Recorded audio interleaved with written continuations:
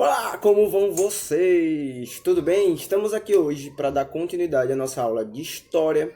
Estávamos falando na aula passada sobre Revolução Inglesa e vamos continuar falando sobre Revolução Inglesa, porque nós começamos a falar sobre os acontecimentos que levaram a Inglaterra a entrar nesse processo e paramos ali justamente em 1640, que é quando a Guerra Civil começa a se formar. As palavras às vezes não voadas, mas a gente vai seguindo aqui. O que é que nós já vimos, né? Nós vimos como a dinastia Stuart, né, estava se comportando, principalmente ali, estamos falando agora do reinado de Carlos I, né, dissolvia, reintegrava o parlamento e isso provocou uma cisão dentro da sociedade. Então, até onde nós já acompanhamos aqui, nós vimos que, de um lado nós temos Carlos I, o rei, né, e seu exército aí apoiado principalmente pelos senhores feudais, e do outro lado nós temos o parlamento e seu exército formado pela gentry, né, a nobreza rural, e com um novo grupo, né, social que surgiu aí, que eram os cabeças redondas, que eram chamados assim porque eles não usavam aquelas perucas estranhas que os ingleses usavam. Inclusive meu cabelo tá da cor daquelas perucas. Então, vamos continuar. A partir de onde nós já acompanhamos, né, estamos falando ali 1640, 1641, um outro acontecimento, um outro aspecto muito importante de se observar no governo de Carlos I. Eu já havia chamado a atenção para isso no vídeo passado, que é o fato dele tentar impor o anglicanismo, inclusive sobre as pessoas que já eram calvinistas, né? Vale lembrar que quando a gente falou no vídeo passado sobre os períodos da Revolução Inglesa, nós falamos que a Revolução Puritana é um desses períodos. A Revolução Puritana ela vai acontecer praticamente ao mesmo tempo, praticamente não, ela vai acontecer ao mesmo tempo em que a Guerra Civil está se formando e acontecendo também, porque a Revolução Puritana, né, os principais acontecimentos, ou os primeiros acontecimentos, eles vêm daí, 1640, 1641, quando os escoceses, que eram em sua maioria calvinistas, invadem o norte da Inglaterra, justamente por causa dessas questões religiosas, né? Somado a esse grande impacto que vai ter para Carlos I, nós temos aí o exército, né, do parlamento se fortalecendo e começando os primeiros enfrentamentos entre os dois exércitos, o exército do parlamento e o exército do rei. Em 1641, 1642 e 1643, nós vamos ter aí batalhas muito importantes. Em 1643, inclusive, tem a grande batalha de Naseby, que é talvez a grande vitória, né? Tipo, a vitória mais falada aí nos livros por parte do lado do parlamento. O parlamento sai vitorioso, o rei tem que fugir, né? Ele foge, ele vai se esconder na Escócia e por lá ele consegue ficar por mais alguns anos. Em 1647 ele consegue se fortalecer e tenta mais uma invasão à Inglaterra.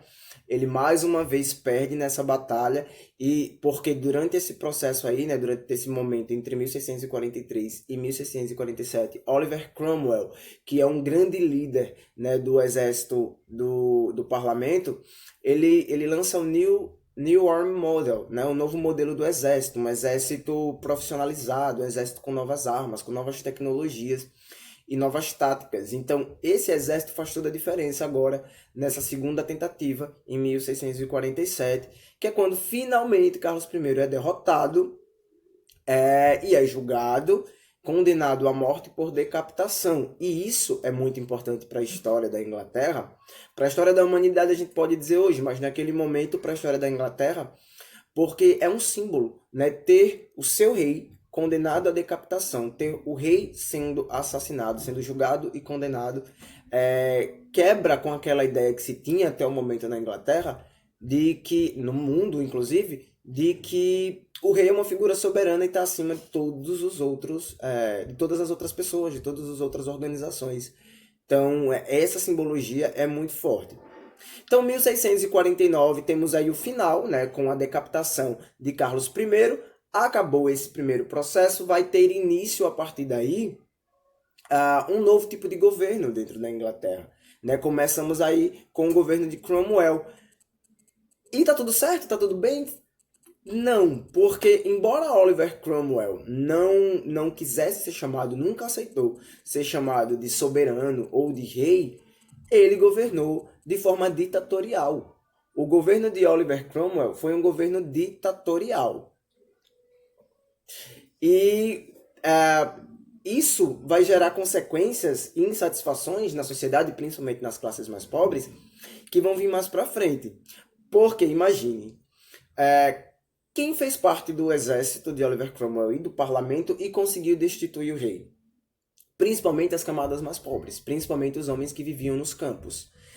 Esses homens foram lá lutar e conseguiram mudar o que seria o cenário da Inglaterra. Porém, para esses homens não houve de fato uma grande mudança, porque quem estava colhendo os bons frutos da Revolução, dessa primeira parte da Revolução Inglesa, eram somente a gentry, que já era a nobreza rural, e os cabeças redondas. As pessoas pobres que foram lá e que fizeram a massa do exército continuavam na pobreza.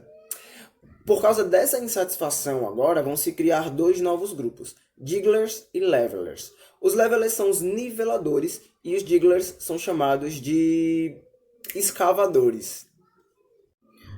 Então vamos lá entender, né?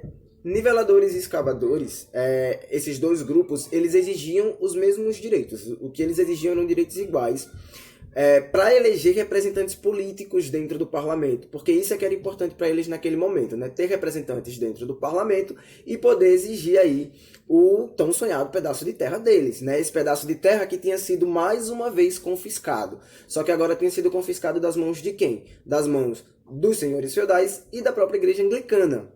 Então vamos entender, nivelers ou niveladores.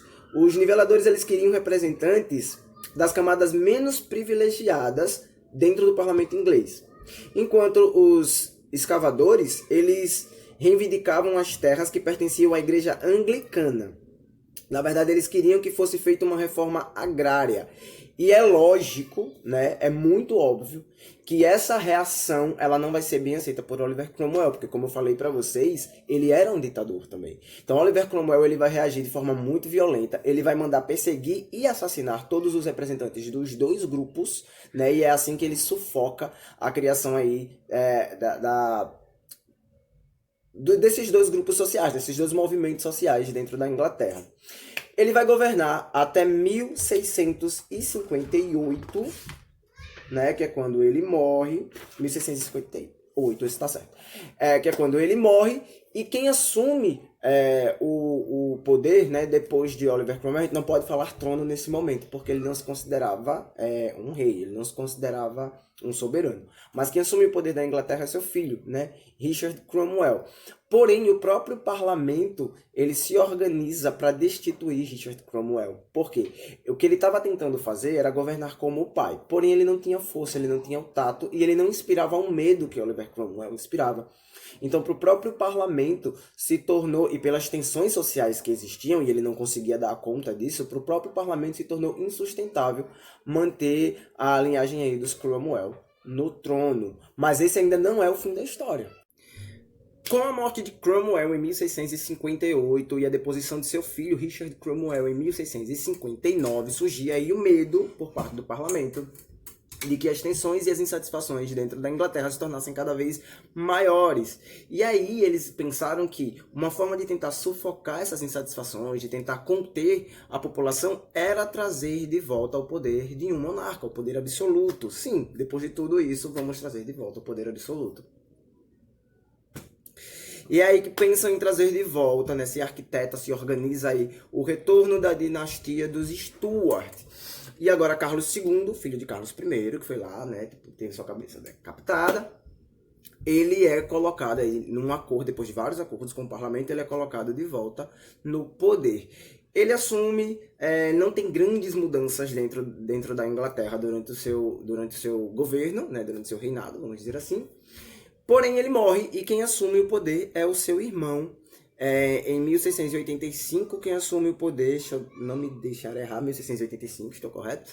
Quem assume é seu irmão Jaime II. E esse sim começa a tentar trazer de volta, primeiro, uma imposição religiosa, né, mais uma vez, dentro da Inglaterra, e segundo, ele tenta mais uma vez governar sem o parlamento, ele tenta dissolver o parlamento, sempre a dinastia Stuart tentando dissolver aí o parlamento e sempre batendo de frente com o parlamento. o que ele estava, como ele estava administrando, como ele estava governando a Inglaterra, começa a preocupar mais uma vez, porque o que se temia era mais uma vez um processo de guerra dentro da Inglaterra, ainda enfraquecida por todo o processo de revolução que tinha passado. Então, alguns lordes da Câmara Inglesa, né, mais especificamente 7 lordes da Câmara Inglesa, arquitetam aí um golpe, vamos dizer assim, porque a Revolução Gloriosa, que começa a ser arquitetada agora, tende a ser encarada de formas diferentes. Primeiro, por que é chamada de Revolução Gloriosa? O rei é deposto e um outro rei assume sem precisar derramar sangue. Então, praticamente não houve batalha. Por isso ela é chamada de gloriosa. Porém, para alguns pesquisadores, para alguns historiadores, como não houve batalha, também não é guerra, né? É apenas um golpe de Estado. Vamos entender aí.